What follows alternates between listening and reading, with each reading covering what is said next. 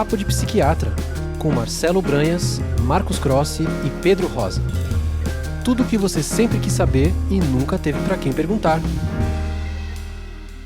Seja bem-vindo, seja bem-vinda a mais esse novo episódio do nosso podcast, seu podcast favorito, podcast Papo de Psiquiatra. Estou aqui com o Marcos e com o Marcelo. Estamos sempre juntos aqui para falar para você sobre temas relevantes de saúde mental, sobre os diagnósticos dos transtornos mentais, sobre como é que a gente trata, sobre como é que pensa o psiquiatra, enfim. Hoje a gente vai falar sobre um tema que a gente sabe que é um tema muito importante para todo mundo. A gente vê pelos views, né? Um dos temas favoritos aí dos nossos ouvintes, que é TDAH. A gente vai falar sobre uma característica do TDAH que, sim, foi amplamente negligenciada ao longo do tempo, mas que hoje é reconhecida como um aspecto muito importante do TDAH, que é a regulação emocional. E claro que a gente esperou falar sobre regulação emocional no TDAH depois de que houvesse um episódio sobre regulação emocional, e queria que houvesse outros episódios do TDAH. Se você escrever TDAH aqui no search do Spotify ou do nosso canal do YouTube, você vai encontrar vários episódios sobre TDAH, você talvez está convidado a ouvir novamente, mas saiba aí que também tem episódio sobre regulação emocional. E a gente já falou também sobre emoções, não é algo que exige tantas explicações, mas que é algo fundamental, né? A gente tem sistemas cerebrais para produção, regulação das nossas emoções e, portanto, é um fenômeno muito relevante para a gente aprender como é que são as nossas emoções. E aqui a gente está para falar como isso é desafiador, perceber, identificar, nomear, regular as emoções para quem tem TDAH. Pois é, Pedro, muito bom estar aqui com vocês. Pequeno parêntese que a gente pode notar que o Pedro ele está de férias, né? Não sabia que psiquiatra e médico tira férias, Pedro? Aparentemente sim, né? Todos nós somos humanos. Mas saindo dessa distração, TDAH e regulação emocional. Uma coisa que a gente, que nem você falou, que a gente comentou, é que desregulação emocional é um conceito transdiagnóstico, né? Quer dizer, tem várias entidades que cursam com desregulação emocional. E uma delas é o TDAH. Uma coisa que se postula é que, da mesma maneira que a gente tem uma dificuldade de controle inibitório e de, por exemplo, melhor funcionamento de funções executivas no TDAH, que isso estaria ligado à impulsividade e o controle da atenção, também acontece de isso também implicar numa dificuldade de regulação das emoções, né? As coisas estão interligadas. A gente sabe que, por exemplo, cerebralmente, as estruturas que ficam mais, de forma simplificada, na frente do nosso cérebro, ajudam a controlar o sistema límbico, que tem a ver com a nossa ativação emocional. Então, em resumo, a gente observa mesmo no TDAH dificuldade de regulação das emoções e que muitas vezes, desde a infância, pode culminar com uma dificuldade da criança em lidar com frustração, de uma dificuldade da criança em inibir comportamentos que podem ser disruptivos, dependendo do contexto. Por exemplo, dificuldade nas interações sociais, às vezes com brigas, depois a criança pode se sentir culpada e triste, isso tem problemas na escola.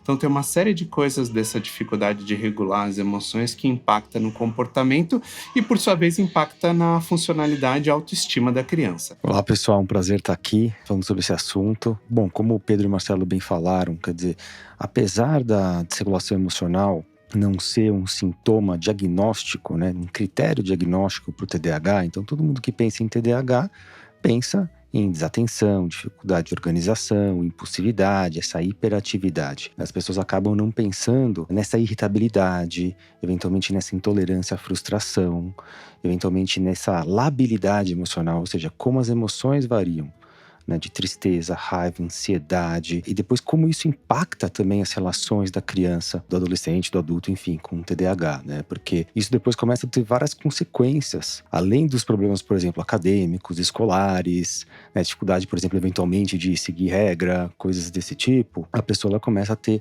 outros impactos que começam a afetar a autoestima, e isso pode ter, vamos dizer, uma consequência eventualmente até de desenvolver um transtorno de humor, como depressão, até ansiedade. A pessoa começa a ter, vamos dizer, outras comorbidades também, ou seja, uma complicação do TDAH. Então é importante a gente falar um pouco disso, porque muitas vezes isso vai precisar ser incorporado no tratamento. Então é claro que quando a gente pensa em tratamento de TDAH, a gente não vai falar hoje exclusivamente disso, né? A gente vai ter um outro episódio, né, de tratamento por TDAH. Mas, por exemplo, a gente sabe que muitas vezes as pessoas, vamos dizer, os pais, os cuidadores, vão precisar entender sobre essa desregulação emocional de forma a não complicar as coisas, porque, né, se eventualmente o pai ou a mãe usa muita punição, muita invalidação, ou seja, não entende que aquilo também é um componente do transtorno, a criança certamente pode eventualmente desenvolver sintomas mais sérios relacionados às emoções, né? Daí eventualmente tem essas complicações de transtornos disruptivos, transtorno de conduta, transtorno opositor desafiador, por causa dessa interação problemática nas relações que vão ser secundárias dessa desregulação emocional. Então, por mais que não esteja nos critérios diagnósticos, é um sintoma muito importante que a gente precisa conversar.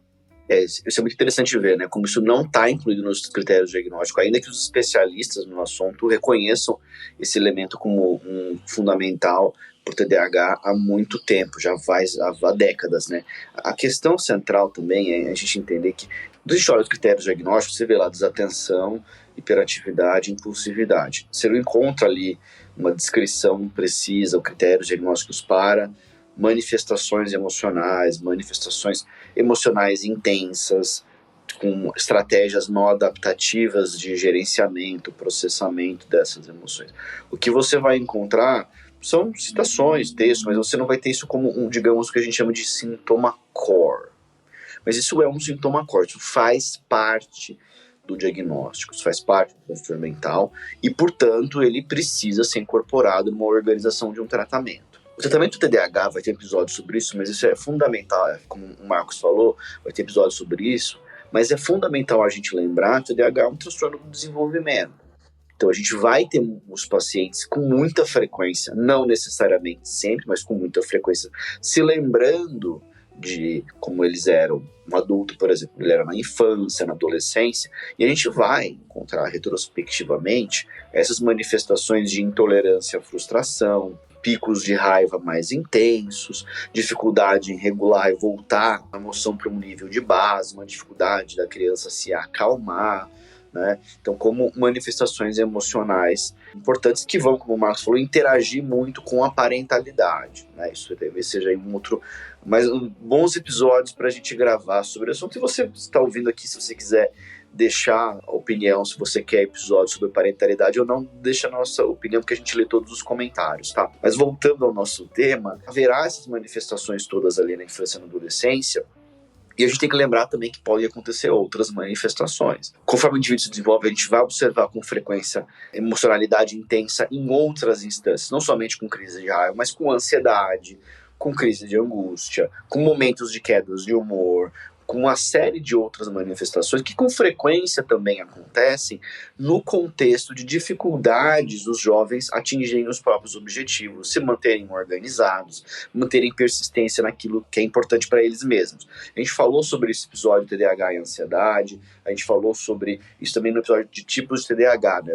Uma análise temperamental do TDAH. Ou seja, a gente tem que pensar aqui e avaliar um paciente que tem TDAH de uma maneira a emocionalidade desse paciente de maneira abrangente.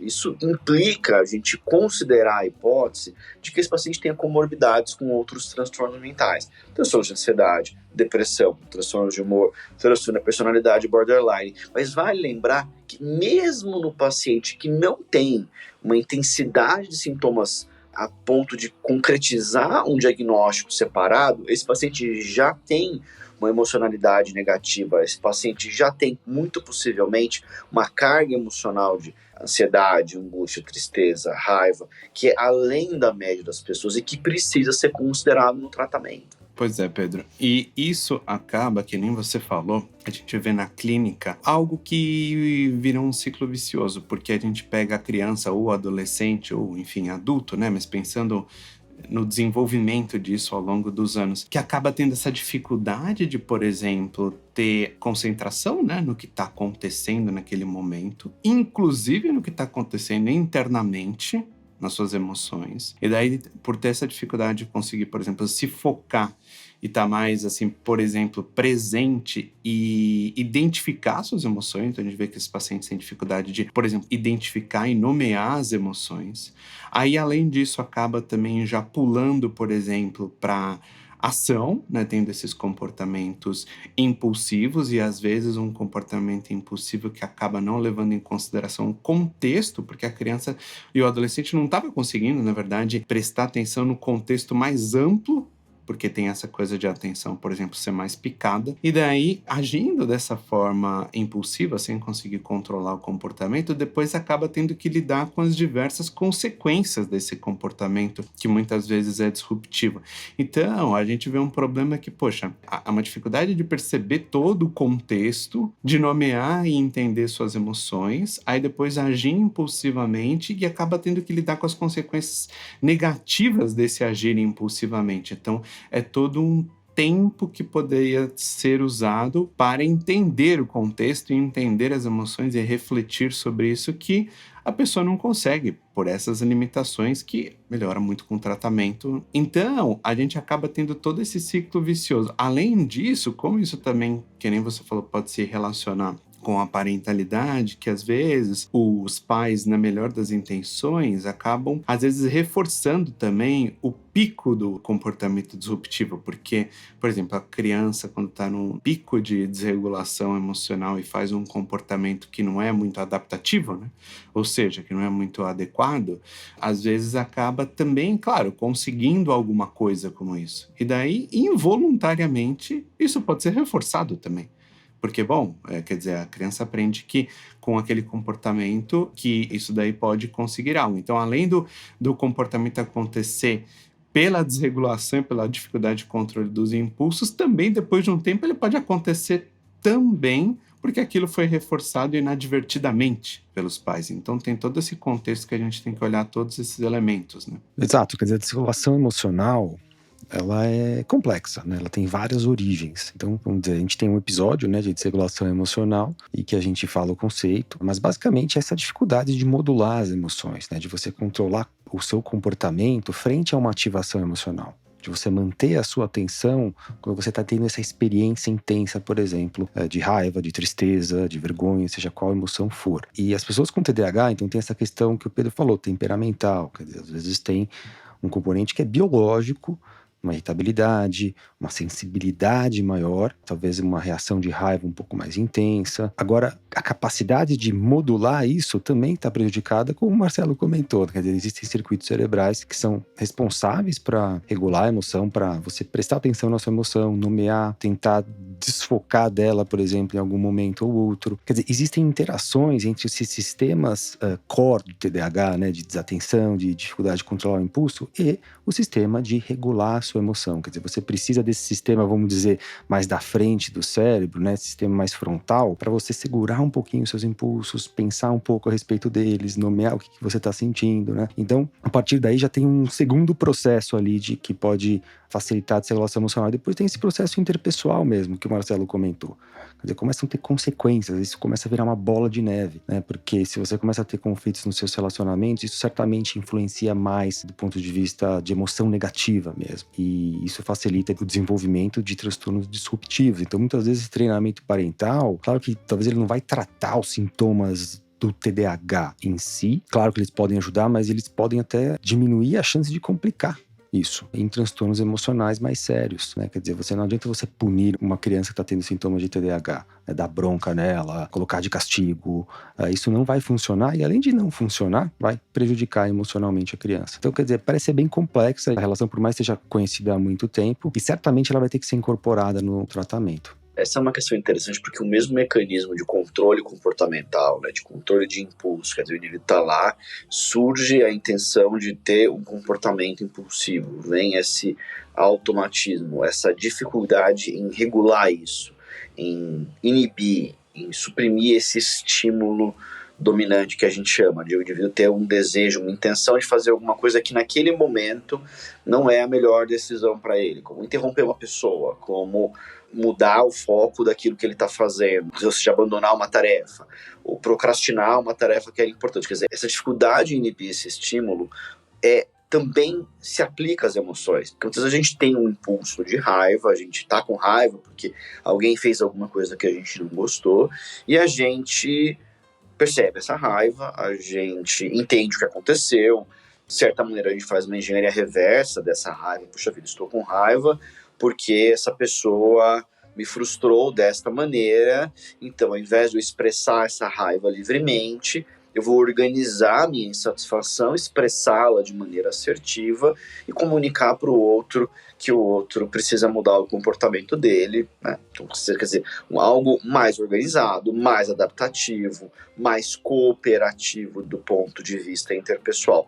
Se não existe essa inibição para esse estímulo, aqui no exemplo da raiva, mas isso pode se aplicar a outras emoções, o indivíduo vai ter expressões emocionais mais intensas, mais automáticas, mais rápidas, mais impensadas, mas, digamos, não refletidas, não planejadas, que com frequência a gente vê nos pacientes com TDAH, e os pacientes relatam isso, né? Então, se você está ouvindo a gente e tem TDAH, possivelmente você está se identificando com essas descrições que a gente está fazendo aqui, né? Quer dizer, dá para compreender como que esse mesmo mecanismo de dificuldade de controle inibitório para mudança de atenção, para comportamentos impulsivos, para iniciação de tarefas desagradáveis, também se aplica a emoções, sobretudo emoções difíceis, emoções chatas, emoções que são sofridas, mas que são emoções que precisam ser reguladas, né? Porque a gente também sabe que os pacientes de TDAH, nesse processo de regulação, como eu descrevi, eles usam menos esse processo de, digamos assim, de reflexão sobre o que aconteceu e preferem usar supressão ou técnicas outras. A gente vê uma comorbidade maior com o uso de substância também, pacientes com TDAH. Essa é uma trajetória possível para o desenvolvimento de uso de substâncias, que é a trajetória de regulação emocional, quer dizer, regulação emocional entre aspas, porque não é uma regulação emocional apropriadamente, né? É uma pseudo-regulação emocional, uma supressão emocional, é algo que alivia a emoção a curto prazo, trazendo para a pessoa problemas a longo prazo emocionais e também o risco de desenvolver um transtorno de uso de substância.